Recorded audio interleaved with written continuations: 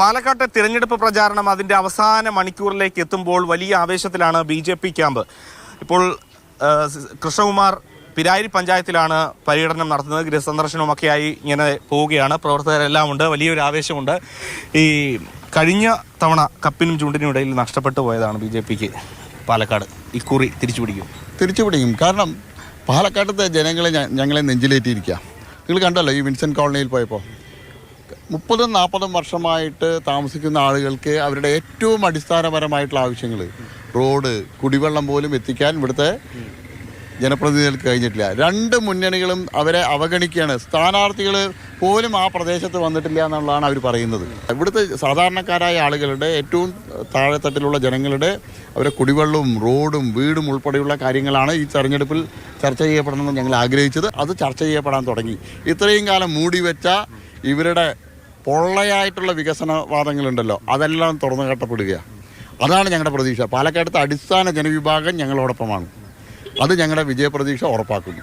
ഈ പല വിവാദങ്ങൾ ഈ തെരഞ്ഞെടുപ്പിനിടയിലൊക്കെ വന്നെങ്കിലും BJPയെ ഒരു വലിയ പ്രതിരോധത്തിൽ എത്തിച്ചത് സന്ദീപ് വാര്യർ തന്നെയാണ്. അതൊരു സംശയമൊന്നുമില്ല. പക്ഷേ എന്നോട് ചോദിക്കണ്ട, ഇവിടുത്തെ സാധാരണ പ്രവർത്തകരോട് അങ്ങനെ ഒരു പ്രതിസന്ധി ഉണ്ടോ? വിഷയമേ അല്ല, സന്ദീപ് വാര്യർ നമ്മുടെ വിഷയമേ അല്ല. ഞാൻ അടക്കമുള്ള ആള് ഇപ്പോൾ കൃഷ്ണകുമാർ ഈ പാർട്ടിയിൽ നിന്ന് രാജിവെച്ച് പോയാൽ ഈ കൃഷ്ണകുമാറിന്റെ മുണ്ടും ഷർട്ടും കൃഷ്ണകുമാറേ ഉണ്ടാവുള്ളൂ. എൻ്റെ നിഴൽ പോലും എൻ്റെ കൂടെ വരില്ല. അതാണ് ഞങ്ങളുടെ പ്രസ്ഥാനം. ഞങ്ങളെല്ലാം ആശയവും ആദർശവും കണ്ട് പ്രവർത്തിക്കുന്ന ആളുകളാണ്. ഏതെങ്കിലും കസേര കണ്ട് വന്നല്ല, ഒരു MLA ആവാനോ അല്ലെങ്കിൽ ഒരു പഞ്ചായത്ത് മെമ്പർ ആവാമെന്ന് ആഗ്രഹിച്ച് ഈ പാർട്ടിയിൽ വന്നല്ല. ഞങ്ങളുടെ മുന്നിൽ ഒരുപാട് ബലിദാനികളുണ്ട്.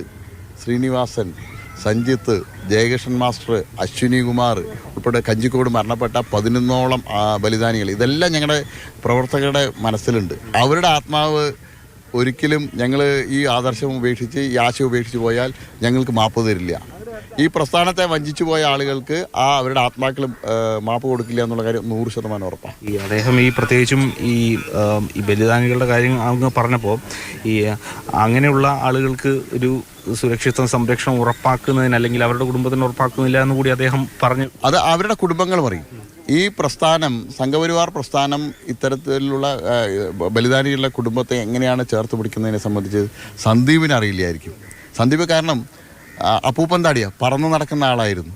സോഷ്യൽ മീഡിയയിലും ചാനലുകളുടെ ചർച്ചയിൽ താഴെത്തട്ടിൽ പ്രവർത്തിച്ചിട്ടില്ല. താഴെത്തട്ടിലുള്ള പ്രവർത്തകരുടെ വികാരവും വിചാരവും അദ്ദേഹം മനസ്സിലാക്കിയില്ല. അതുകൊണ്ടാണ് അദ്ദേഹത്തിന് പറയാൻ കഴിയുന്നത്. ഏതായാലും ജയത്തിൽ കുറഞ്ഞൊന്നും BJP പ്രതീക്ഷിക്കുന്നില്ല. MS സുജിത്തിനൊപ്പം AK Stephin, Mathrubhumi news, Palakkad.